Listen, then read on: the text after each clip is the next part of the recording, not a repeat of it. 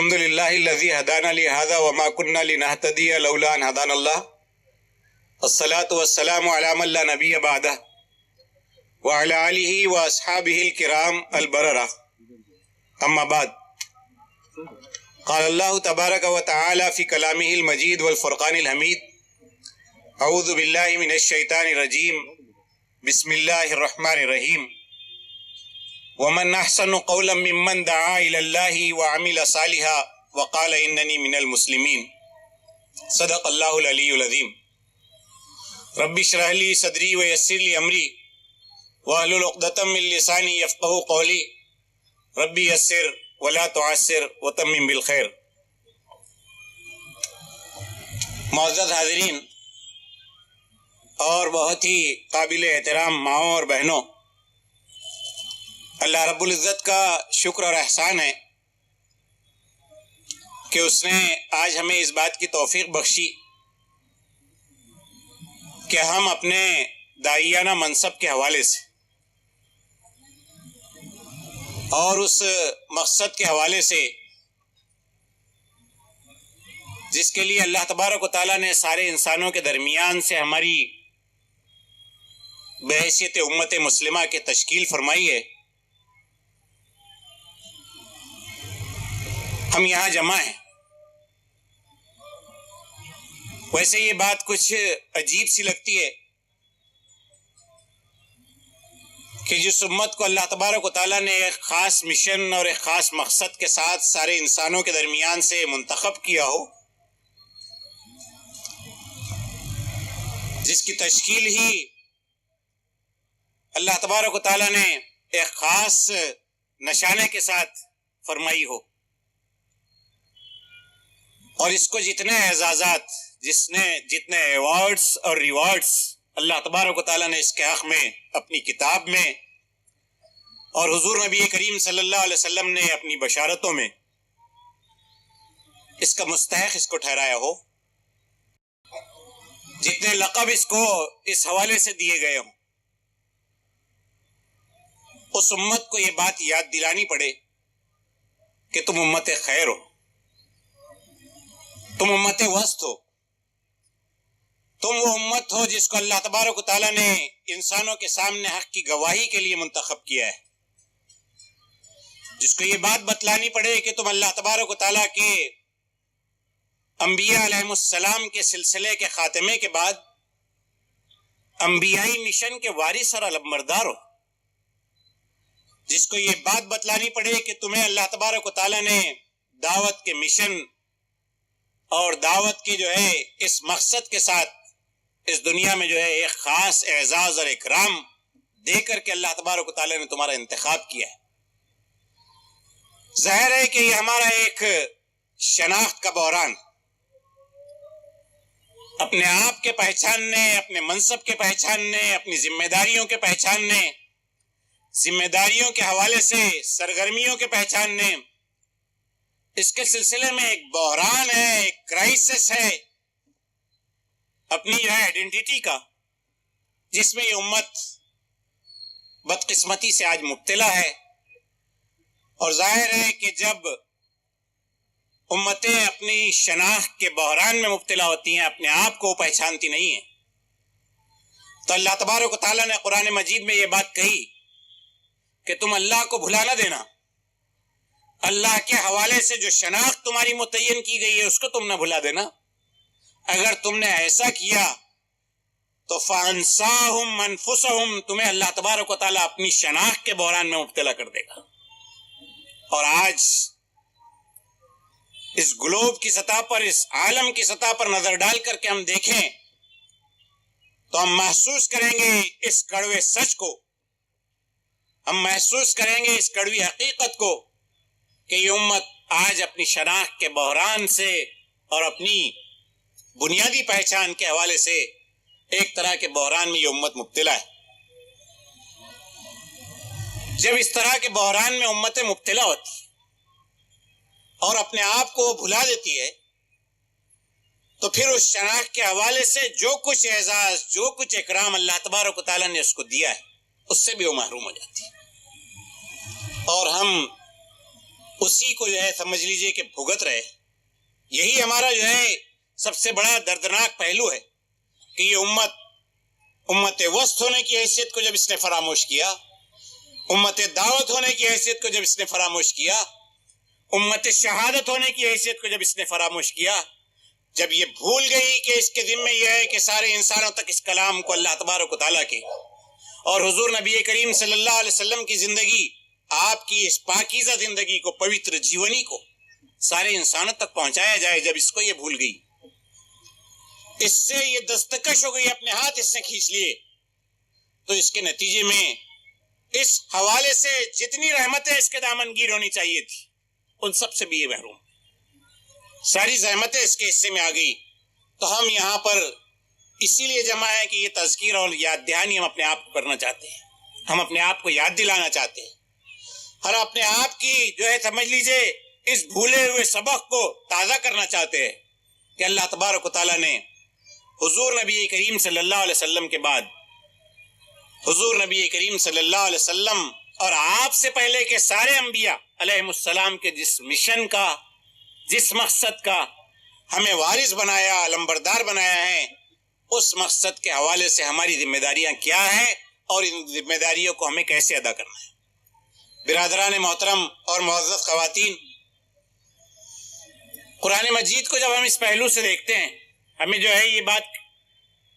کہ ہمیں یہ یاد کرنا ہے کہ ہم داعی ہیں. ہمیں جو اس بات کو یاد کرنا ہے وہ یہ ہے کہ ہم داعی ہیں. بدقسمتی سے ہم نے جو ہے اس اپنے مقام کو جب بھولا ہے تو کہیں ہم نے یہ سمجھا ہے کہ ہم داعی نہیں، ہم داروغہ ہیں. یہ بات جو ہے جب ہم نے اپنی فکر پر، اپنے جو ہے نظریات پر، اپنے سوچنے کے انداز پر جب اس بات کو مسلط کیا تو ہم جو ہے کسی عرب عالم دین کے مطابق ہم دعات تھے، ہم قضات بن گئے، ہم داعی تھے، ہم داروغہ بن گئے. اور داروغہ بننے کے نتیجے میں کیا ہوا؟ ہم نے اس کو ہم نے مشرکین کے نام سے کسی کو، ہم نے جو ہے اور کسی عنوان سے کسی کو ہم نے مجرموں کے کٹہرے میں کھڑے کرنے کا ایک مشن جو ہے اپنے ذمہ لے لیا. اور وہ جو بات برادر عبدالحسیب صاحب نے آپ کے سامنے بہت تفصیل کے ساتھ رکھی کہ اس حوالے سے جو مشن ہمارا تھا کہ اللہ تبارک و تعالیٰ نے اس دین کو ساری انسانیت کے دین کی حیثیت سے ہمارے سپرد کیا ہے، اس دین کو ہر کچے اور پکے مکان میں داخل ہونا ہے، اس دین کو ہر اعلیٰ اور ہر ادنا کے دل کی جو ہے دستکیں دینا ہے، دل پر دستکیں دینا ہے. اس دین کے سائے رحمت میں ہر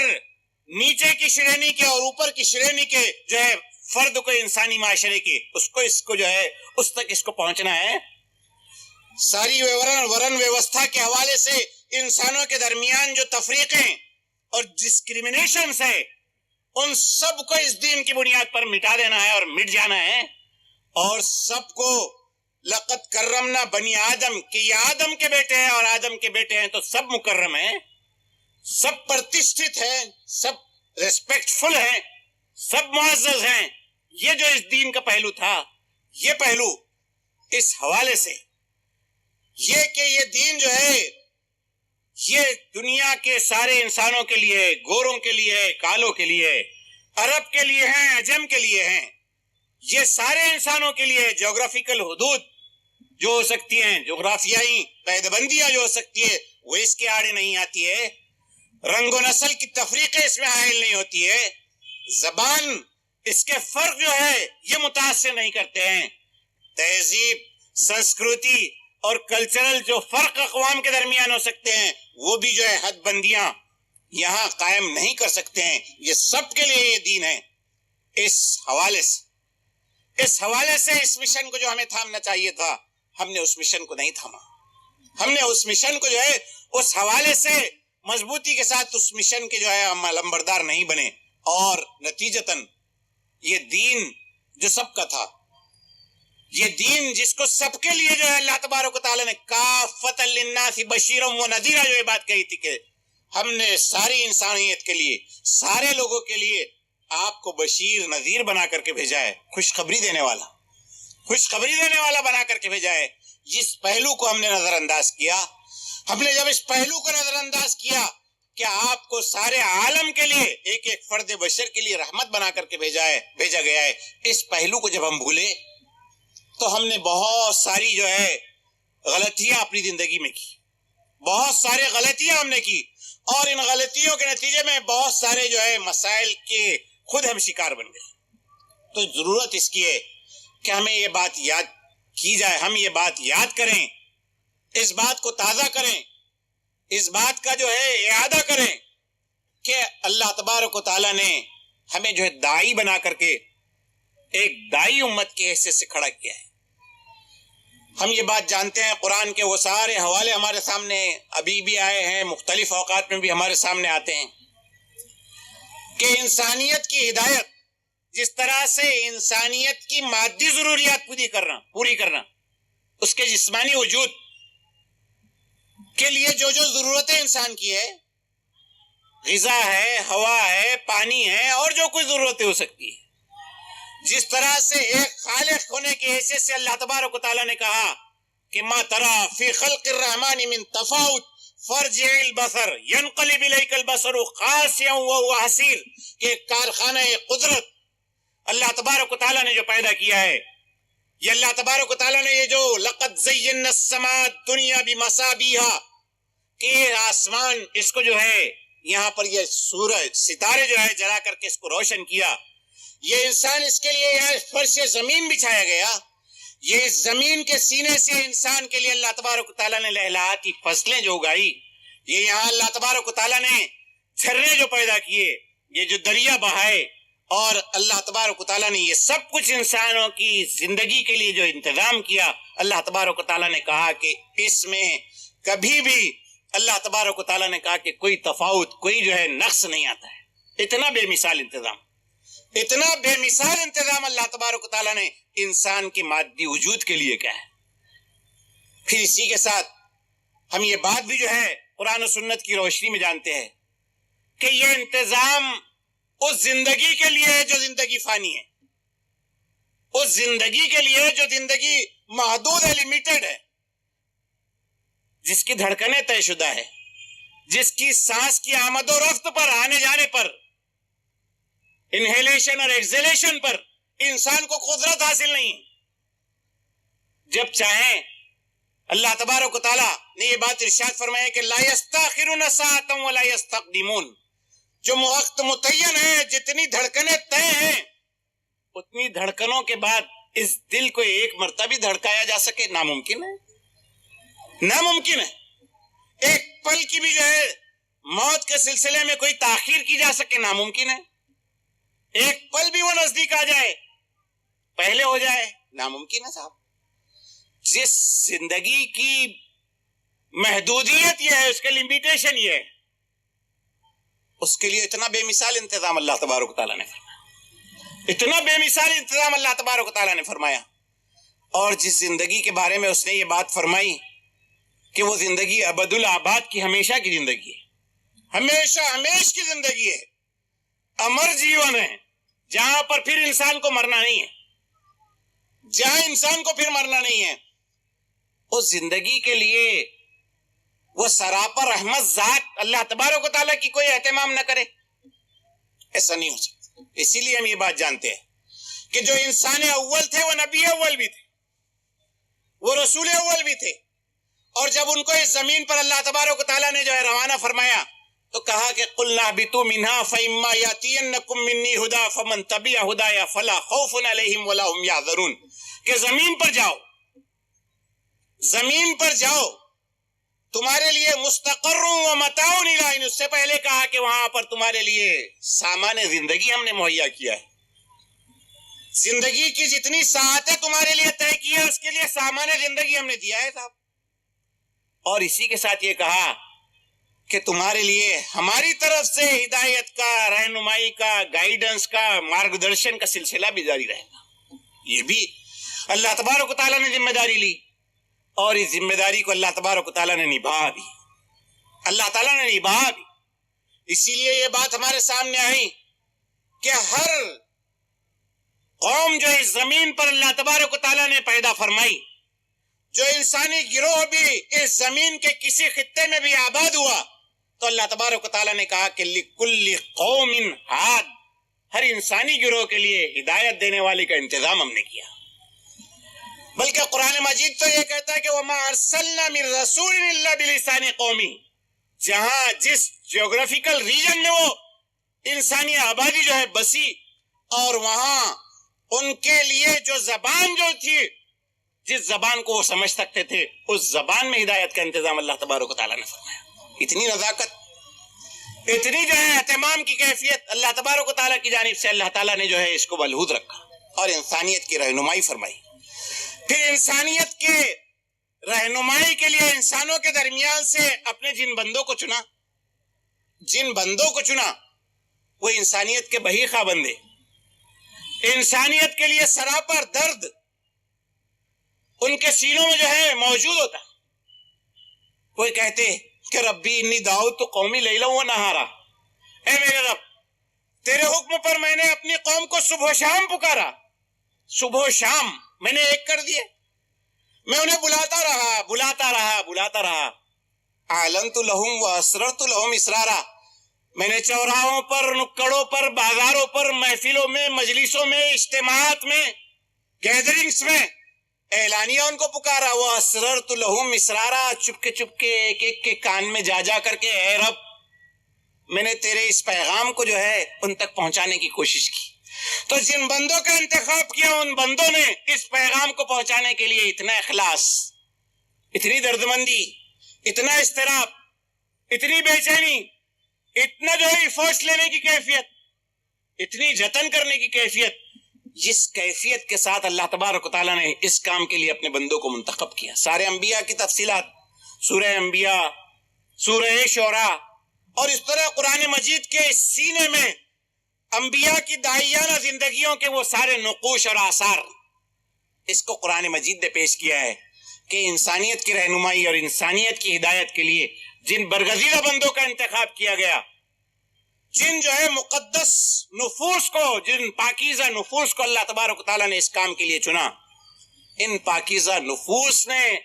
داعیانہ ذمہ داریوں کو ادا کرنے کے لیے کیا کچھ انداز انہوں نے اختیار کیا، قرآن کے سینے میں وہ سب موجود ہے، اس کو ہم اپنے سامنے رکھیں۔ ایک آدھ مثال اگر ہم لے لیں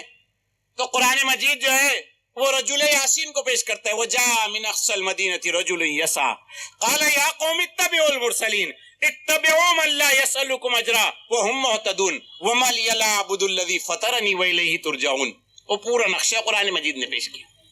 پورا نقشہ، اور قرآن نے بتایا کہ یہ دائی وہ دوڑتا ہوا آیا، وہ جو ہے سرگرمی کے ساتھ لوگوں کے درمیان کھڑا رہا، وہ اس وقت کھڑا رہا جب جو ہے جو انبیاء وہاں مبعوث کیے گئے تھے وہ دعوت دے رہے تھے، تو اس دعوت کی مخالفت یہ ہو رہی تھی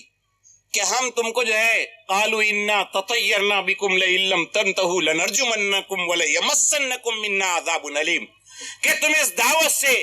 اس پیغام کو ہمارے سامنے پیش کرنے سے، اس پیغام کو ہر فرد تک پہنچانے سے اے انبیاء تم باز نہ آئیں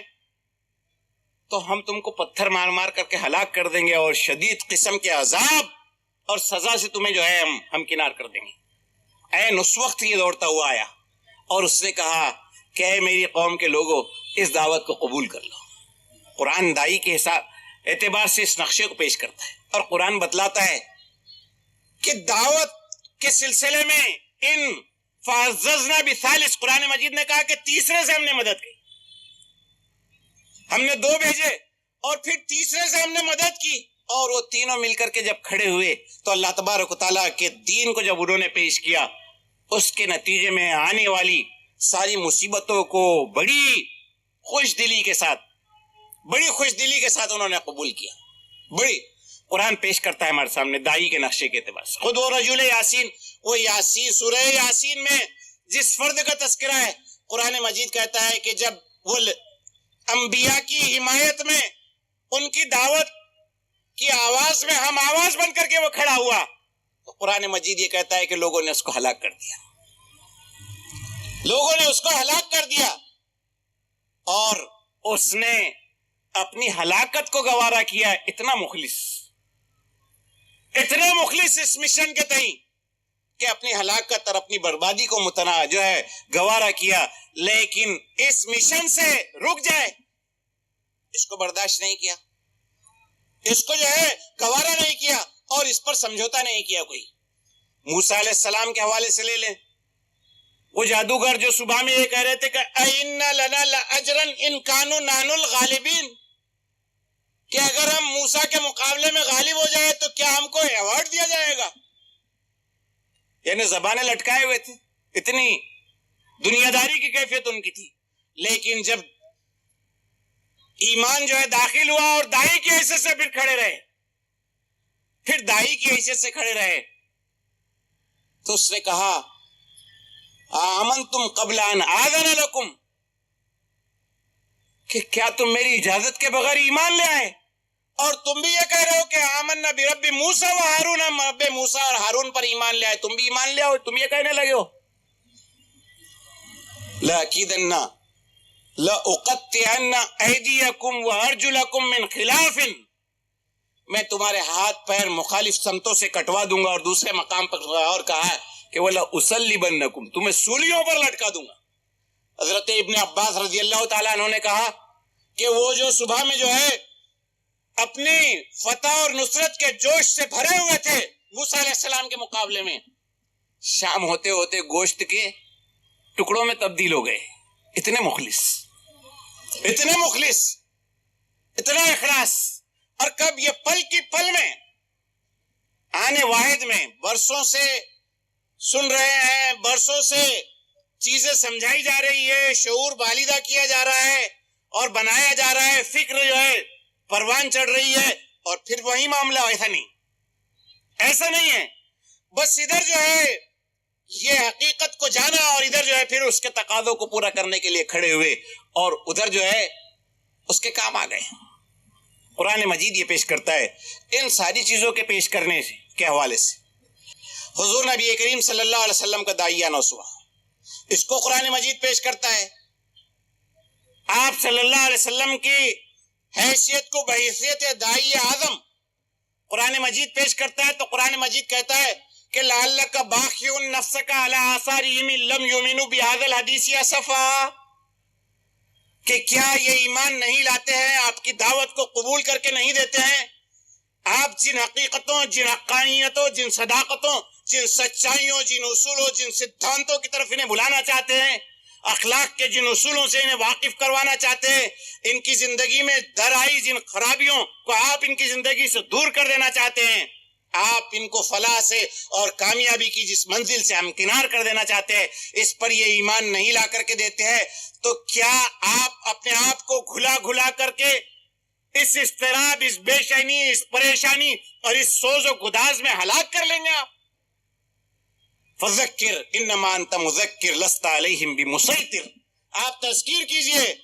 آپ ان کے اوپر داروغہ نہیں ہیں, آپ کو یاد دہانی آپ کے ذمہ ہے. اللہ تبارک و تعالیٰ نے یہ جو کیفیت اس میں پیش کی, وہ دراصل حضور نبی کریم صلی اللہ علیہ وسلم کی وہی داعیانہ تڑپ تھی, جس کی وجہ سے حضور نبی کریم صلی اللہ علیہ وسلم روز و شب وہ قافلہ کوئی گزر رہا ہے گھر کے سامنے سے, اور ابھی دن بھر کی مصروفیت سے تھک کر کے تشریف لائے ہیں, اور ان کے گزرنے کی آہٹ آپ صلی اللہ علیہ وسلم سن رہے ہیں, اور فوری گھر سے باہر نکل رہے ہیں. زوجہ محترمہ کہتی ہے کہ ابھی تو آپ اس مشن کے تقاضوں کو پورا کر کے تھکے ماندے گھر میں آئے ہیں, تھوڑا سا آرام کر لیجئے, پھر پہنچا دینا, پھر جو ان سے بات کر لینا. آپ صلی اللہ علیہ وسلم فرماتے ہیں کہ اے زوجہ, اس بات کی کیا ضمانت ہے کہ میں ان تک پہنچانے کے لیے باقی رہوں یا وہ باقی رہیں اور میں ان تک پہنچا سکوں؟ مجھے ان تک اس پیغام کو پہنچا دینا ہے, مجھے ان تک اس پیغام کو پہنچا دینا ہے. یہ جو کیفیت حضور نبی کریم صلی اللہ علیہ وسلم کی ہے. بھائی نے ہمارے سامنے کہا کہ سارے عناوین کے تحت سیرت طیبہ کے ابواب ہم کو ملتے ہیں, سارے عناوین کے تحت ابواب ہم کو ملتے ہیں, لیکن سیرت طیبہ کے وہ نقوش، سیرت طیبہ کی وہ دلاویز تصویریں، داعی اعظم حضور نبی کریم صلی اللہ علیہ وسلم کے زندگی کی جو ہے وہ انداز جو آپ صلی اللہ علیہ وسلم نے بحیثیت داعی کے اختیار کیا، اس کو کہیں اس حوالے سے ہمارے سامنے جو ہے ابھار کر اور نمایاں کر کے ڈیو ویٹیج کے ساتھ جو اس کا حق ہے ویسا ہمارے سامنے موجود نہیں، ویسا ہمارے سامنے موجود نہیں۔ ہمیں جو ہے اس حوالے سے وہ جو نقوش ہے سیرت طیبہ کو اس کو تازہ کرنا چاہیے، تاکہ ہمیں یہ احساس رہے کہ ہم بھی داعی ہیں۔ میں وہ بات آپ کو بتلاؤں گا کہ داعیانہ منصب کے اعتبار سے جو انٹینسٹی ہے اس منصب کی، جو شدت ہے اس منصب کی، ہمارے اور حضور نبی کریم صلی اللہ علیہ وسلم نے اس حوالے سے کوئی فرق نہیں تھا، کوئی فرق نہیں۔ نہ منصب کے اعتبار سے فرق ہے داعیانہ منصب کے، نہ اس کی مسئولیت، اس کی اکاؤنٹیبلٹی کے اعتبار سے کوئی فرق ہے، دونوں جو ہے چیزیں یکساں ہیں، قرآن و سنت اس پر گواہ ہے۔ تو جب فرق نہیں ہے تو سیرت طیبہ کے آثار و نقوش کو یاد کرنا چاہیے۔ ابھی آپ کے سامنے دیکھیے بڑا ریلیونس ہے، یعنی حضور نبی کریم صلی اللہ علیہ وسلم کی زندگی کے داعیانہ پہلوؤں کو یاد کیا جائے، ہندوستانی مسلمانوں کے لیے اس میں بڑا ریلیونس ہے، خاص طور سے میں کہہ رہا ہوں ہندوستانی مسلمانوں کے لیے اس میں بڑا خاص ریلیونس ہے۔ ہم پریشان ہوتے ہیں کہ آج یہ اقتدار میں آ گئے، کل وہ اقتدار میں تھے، آج یہ آ گئے، ان کے عزائم یہ وہ کر لیں گے اور وہ ستم ڈھالیں گے اور کیا کیا کر لیں گے پتہ نہیں، ہم سب اس میں پریشان رہتے ہیں۔ لیکن اگر ہم جو ہے ان ابواب کو اپنے سامنے رکھے سیرت طیبہ کے، تو میں سمجھتا ہوں کہ ایک لمحے کے لیے بھی کسی قسم کی کوئی پریشانی جو ہے ہمیں دامنگیر نہیں ہو سکتی، کوئی پریشانی نہیں۔ ابھی بنو ثقیف کا حوالہ دیا گیا آپ کے سامنے، بنو ثقیف کا حوالہ دیا گیا۔ حضور نبی کریم صلی اللہ علیہ وسلم جب تشریف لے گئے بنو ثقیف کی بستی میں، طائف میں جب حضور نبی کریم صلی اللہ علیہ وسلم تشریف لے گئے تو غرض کیا تھی؟ تجارت تھی، غرض کیا تھی؟ پناہ گزینی تھی، غرض کیا تھی؟ کوئی جو ہے وہاں پر اور ایکٹیویٹی کو انجام دینا تھا؟ نہیں، اسی مشن میں وہ لوگ شریک کار بن سکے، ان تک جو ہے اس پیغام کو پہنچایا جا سکے اور وہ شریک کار بن سکے، اس کے سوا اور کوئی غرض نہیں تھی۔ اور جب وہاں سے ان پتھر دل انسانوں نے اس کو قبول نہیں کیا اور حضور نبی کریم صلی اللہ علیہ وسلم، تاریخی تفصیلات، سیرت کی تفصیلات موجود ہے، جب آپ صلی اللہ علیہ وسلم وہاں سے لوٹے، مناظر حسن گیلانی صاحب نے بڑی خوب تصویر کشی کی ہے، ربیع الاول کا مہینہ ہے، اس تصویر کو کہیں جو ہے درشایا نہیں جاتا ہے حضور نبی کریم صلی اللہ علیہ وسلم کی، کہیں کسی سمپوزیم میں، کسی سیرت کی محفل میں، کسی مجلس میں، کسی وعظ میں، کسی بیان میں، جمعہ کے کسی خطبے میں اس تصویر کو جو ہے ابھار کر کے بیان نہیں کیا جاتا ہے کہ نبی رحمت صلی اللہ علیہ وسلم کی یہ تصویر بھی ہے، ذرا اس کو بھی تو دیکھو کہ آپ لوٹ رہے ہیں، آپ لوٹ رہے ہیں۔ اور حضور نبی کریم صلی اللہ علیہ وسلم فوقعوا له سماتین، یعنی طریق زید ابن حارثہ آپ کے ساتھ ہے، اور ساری بستی کے اوباش بدماش وہ جمع ہے۔ ہم جمع پریشان ہو جاتے ہیں کہ اوباش اور بدماش لوگ جو ہے اقتدار میں آگے پتہ نہیں کیا ہو جائے گا۔ اپروچ کا بھی فرق ہے ہمارے سامنے کا، کہ ہم یہ سمجھتے ہیں کہ یہ حضور نبی کریم صلی اللہ علیہ وسلم کے پیچھے لگا دیے گئے، جنہوں نے ان کو استعمال کیا، ایکسپلائٹ کیا ہے، بدماش کی حیثیت سے کیا ہے، اوباشوں کی حیثیت سے کیا ہے، اور وہ پتھر مار رہے حضور نبی کریم صلی اللہ علیہ وسلم کو، راستے کے دونوں جانب کھڑے ہو کر کے پتھر مار رہے ہیں۔ زید ابن حارثہ کہہ رہے ہیں کہ اس سے شدید پتھروں کی بارش میں نے اپنی زندگی میں نہیں دیکھی کبھی۔ طائف کی سرزمین اس لیے شاید سرسبز ہو گئی، بہت زیادہ فرٹائل ہو گئی، کہ اس نے نبی مقدس کا مقدس لہو اپنے سینے میں جذب کیا، اسی داعیانہ زندگی، داعیانہ کردار کو ادا کرنے کے حوالے سے، اسی داعیانہ کردار کو آپ لوٹ رہے، اور آپ صلی اللہ علیہ وسلم فرما رہے، میں جس چیز کو جو ہے یاد کرنا چاہتا ہوں، ہم داعی ہیں اس حوالے سے، آپ صلی اللہ علیہ وسلم پتھروں کی بارش کے درمیان لوٹ رہے ہیں، ذلت و رسوائی کا جو انداز اختیار کیا گیا ہے ذلیل کیے جانے اور رسوا کیے جانے کا، اس انداز کی کسک دل میں لے کر کے آپ صلی اللہ علیہ وسلم لوٹ رہے ہیں. تم اس قابل نہیں ہو کہ میں تم سے، میں جو ہے بڑے اونچے خاندان کا ہوں. عبدی علیہ نے کہا کہ میں بڑے اونچے خاندان کا ہوں اور میں مناسب نہیں سمجھتا ہوں کہ تم جیسے فرد کو جو ہے منہ لگاؤں، اور مجھ کو تو تمہاری بات سننا ہی نہیں. وہاں بنو ثقیف کے ایک سردار نے کہا تمہاری بات سننی نہیں ہے، میرے اور تمہارا اسٹیٹس میچ ہی نہیں کرتا. کتنی تکلیف ہوئی، کتنی تکلیف ہوئی ہوگی حضور نبی کریم صلی اللہ علیہ وسلم کو. دل پر پڑنے والی کسک، چبھن، وہ احساس،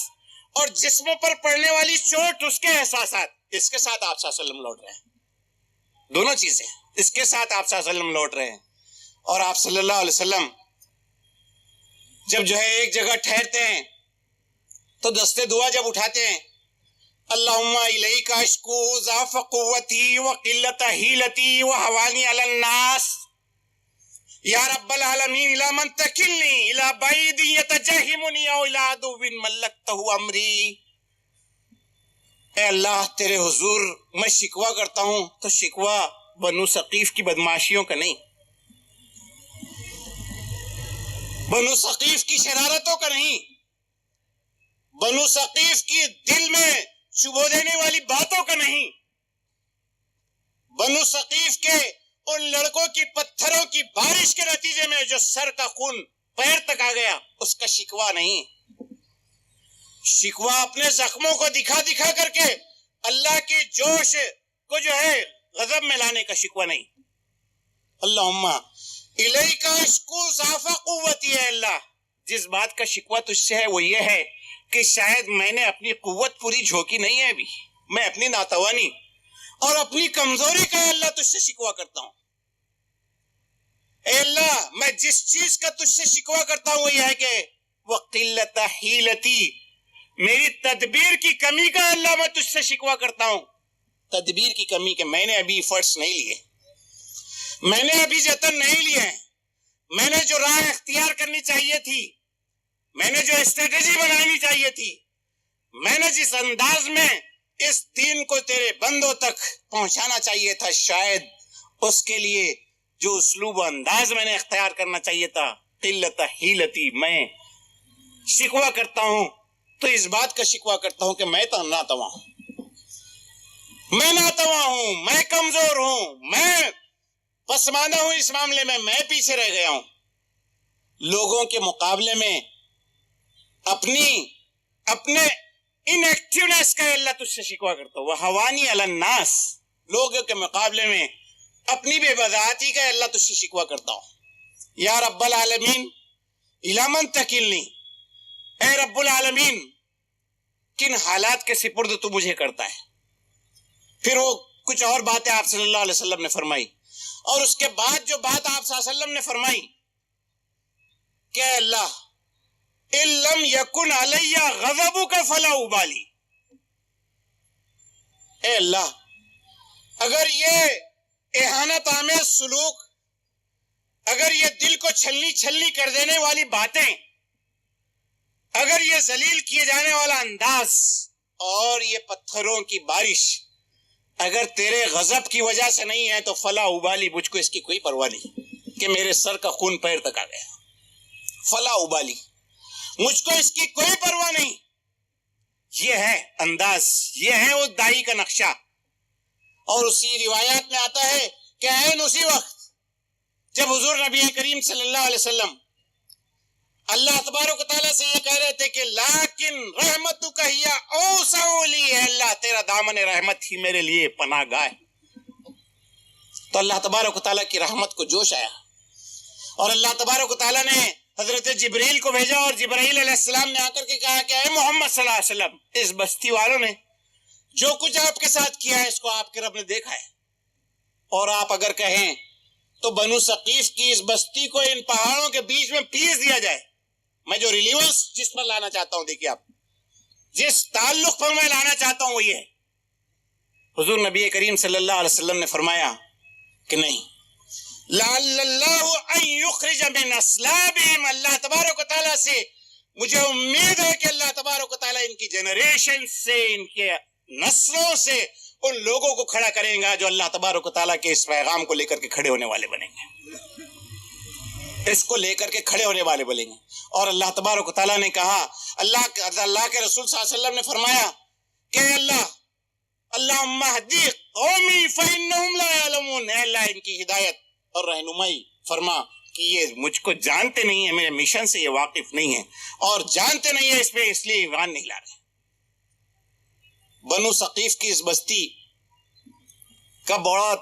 یعنی بنو ثقیف میں حضور نبی کریم صلی اللہ علیہ وسلم کے اسوے کے حوالے سے اس چیپٹر کا، اس باب کا، اور پھر حضور نبی کریم صلی اللہ علیہ وسلم کے اس داعیانہ اسلوب کا، حضور نبی کریم صلی اللہ علیہ وسلم کی اس دعا کا، اور اس دعا کے کہا کہ اللہ تبارک و تعالیٰ ان کی نسلوں سے ان کو کھڑا کرے گا جو ہے تیرے ماننے والے بنیں گے۔ بہت اہم ریلیونس ہے ہمارے ساتھ۔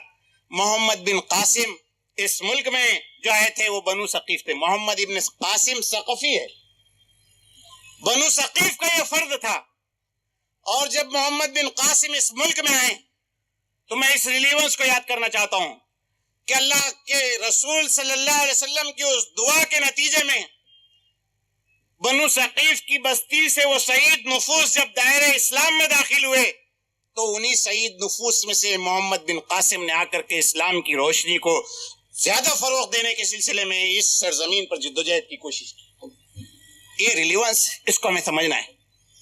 اس کو ہمیں سمجھنا ہے۔ حالات کا تناظر جو کچھ ہے، سینیریو جو کچھ ہے، سیاسی جو کچھ تبدیلیاں ہو رہی ہے،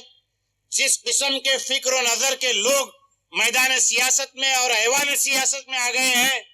جن عزائم، جن منصوبہ بندیوں اور جن جو ہے بلند بانگ دعووں کے ساتھ آ گئے ہیں، یہ سب اپنے سامنے رکھیے۔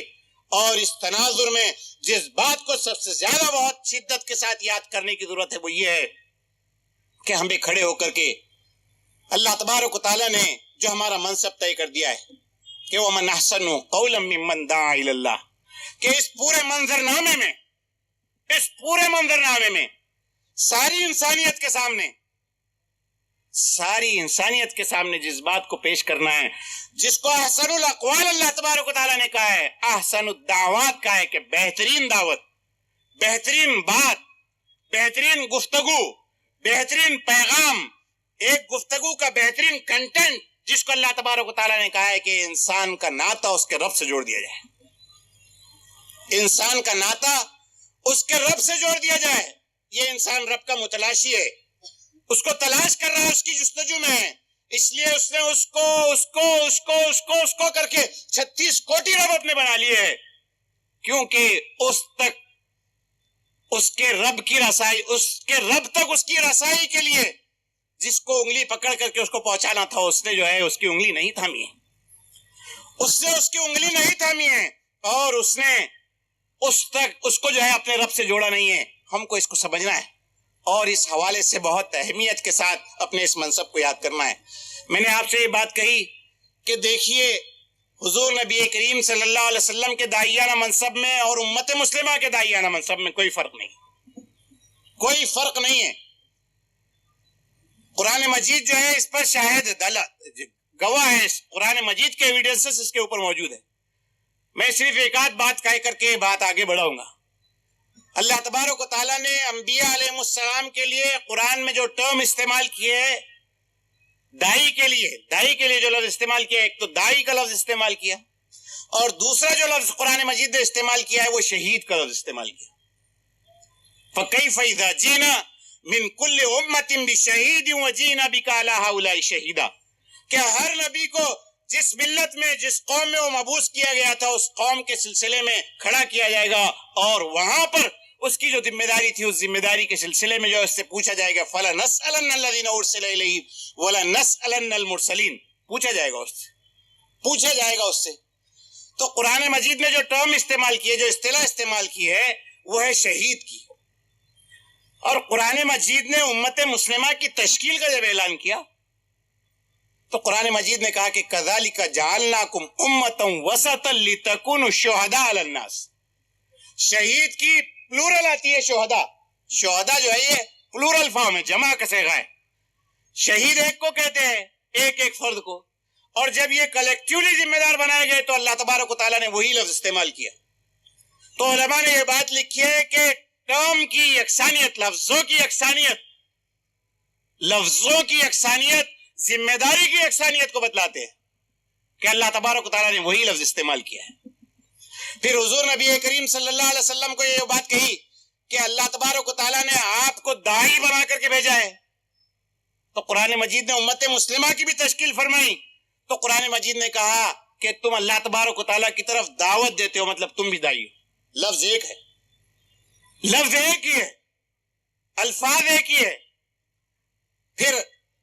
اللہ تبارک و تعالیٰ نے حضور نبی کریم صلی اللہ علیہ وسلم سے یہ بات ارشاد فرمائی کہ یا ایھا الرسول بلغ ما انزل الیک من ربک فإن لم تفعل فما بلغت رسالته واللہ یعصمک من الناس. کہ اے رسول، آپ صلی اللہ علیہ وسلم سے پہلے بھی انبیاء کو یہی بات کہی، یہی لفظ استعمال کیا، اور آپ صلی اللہ علیہ وسلم سے بھی کہا گیا کہ جو کچھ ہم آپ پر اتار رہے ہیں اسے جوں کا تو سارے انسانوں تک آپ پہنچا دے، جوں کا تو سارے انسانوں تک آپ پہنچا دے. امت مسلمہ کو جو بھی اللہ تبارک و تعالیٰ نے خطاب کیا تو اسی ابلاغ عامہ کے لفظ کے ساتھ خطاب کیا اور کہا کہ سب تک بلغوا عنی ولو آیا الا فلیبلغ الشاہد الغائب. حضور نبی کریم صلی اللہ علیہ وسلم نے بھی یہ تشریح کی اس کی. اپنے حجۃ الوداع کے موقع پر جب آپ صلی اللہ علیہ وسلم نے لوگوں کو بتلایا تو آپ صلی اللہ علیہ وسلم نے یہی بات ارشاد فرمائی کہ کیا میں نے تم تک پہنچا دیا؟ کہاں پہنچا دیا؟ تو آپ صلی اللہ علیہ وسلم نے کہا کہ جس طرح تم تک یہ باتیں پہنچا دی گئی ہے، اب تم جو یہاں موجود نہیں ہے ساری انسانیت ان تک اس پیغام کو پہنچا دو. تو الفاظ یکساں استعمال کیے، الفاظ ایک ہی استعمال کیے ہیں. اور بہت ساری چیزیں ہیں، میں اس کو اب موقع نہیں ہے کہ مشکلائے، لیکن یہ ساری ٹرمز جس کو ہو بہو وہی ٹرمز استعمال کیے جو انبیاء کے لیے استعمال کی، حضور نبی کریم صلی اللہ علیہ وسلم کے لیے استعمال کی، وہی ٹرم استعمال کی ہے امت مسلمہ کے لیے. اس کا مطلب یہ ہے کہ حضور نبی کریم صلی اللہ علیہ وسلم نے اور آپ سے پہلے انبیاء علیہ السلام نے داعیانہ ذمہ داری کو ادا کرنے کے سلسلے میں جس اسلوب کو، جس انداز کو، جس طریقہ کار کو، جس سوز و گداز کو، جس تڑپ کو، جس بے چینی کو،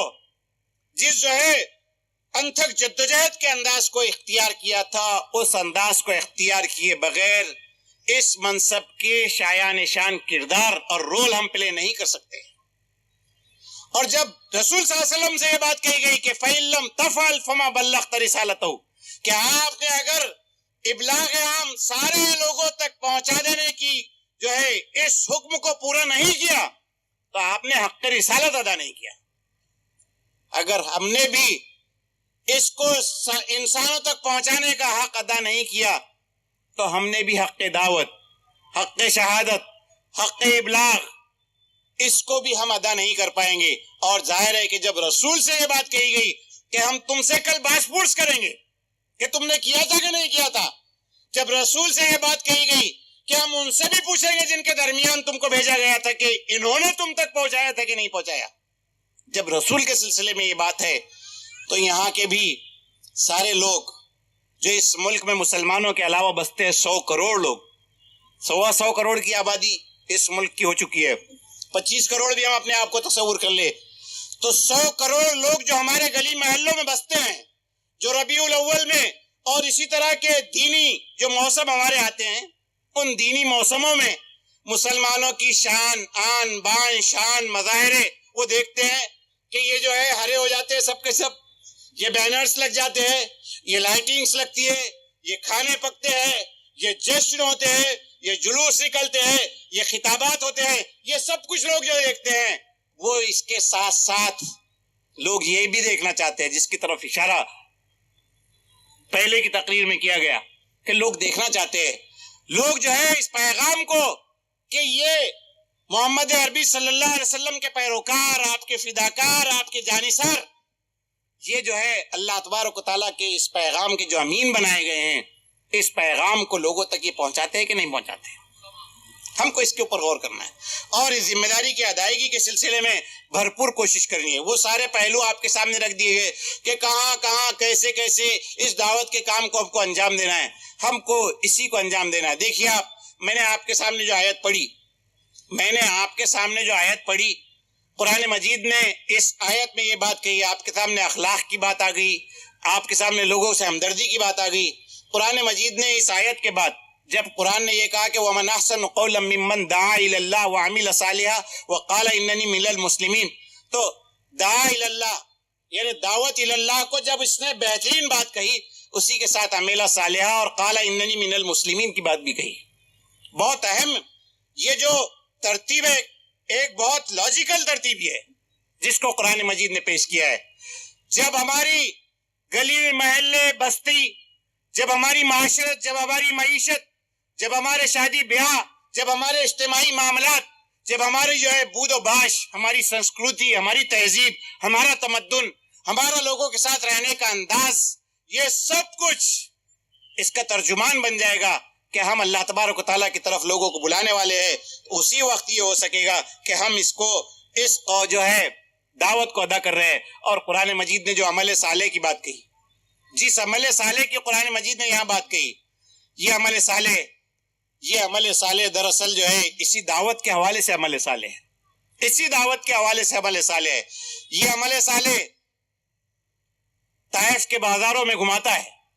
یہ عمل صالح مکہ کے گلیاروں میں گشت کرواتا ہے، یہ عمل صالح پتھر کھلواتا ہے، یہ عمل صالح دعائیں خیر کرواتا ہے، یہ عمل صالح شیب ابی طالب کی گھاٹیوں میں لے جاتا ہے، یہ عمل صالح سرداروں کی نشستوں پر لے جاتا ہے، یہ عمل صالح غلاموں کو اپیل کرتا ہے، یہ عمل صالح ہے جو پچھڑے ہوئے جو نیچے کے لوگ ہیں، کمزور طبقات ہیں، ان کے درمیان لے جا کر کے کھڑا کرتا ہے۔ وہ عمل صالح ہے جس کو اختیار کرنے کی طرف یہ متوجہ کر رہا ہے۔ ہمارے سامنے بہت تفصیل کے ساتھ یہ باتیں سب آ گئی ہے۔ ضرورت اس کی ہے کہ ہم اپنے داعیانہ منصب اور داعیانہ منصب کے تقاضوں کو جو ہے سمجھے، اور اس حوالے سے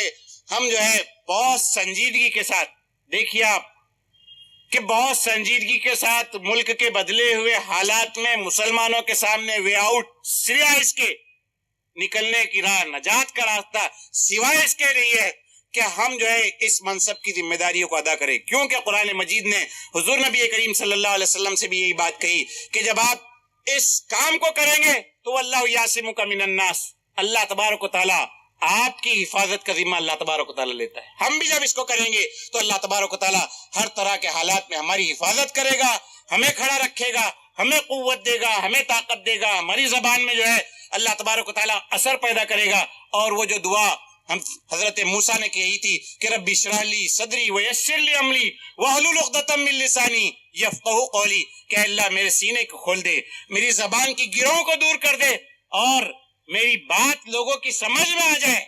یہ جو دعا حضرت موسیٰ نے کی اور حضرت ہارون کو بحیثیت دائی مددگار کے معنی مانگا، تو اللہ تبارک و تعالیٰ نے کہا کہ لقد اوتیت سؤلک یا موسیٰ، اے موسیٰ جو تم نے ہم سے مانگا ہے ہم نے تمہیں دے دیا ہے۔ دائی دعا اور اس کی دعا کی قبولیت میں کوئی فرق نہیں ہے،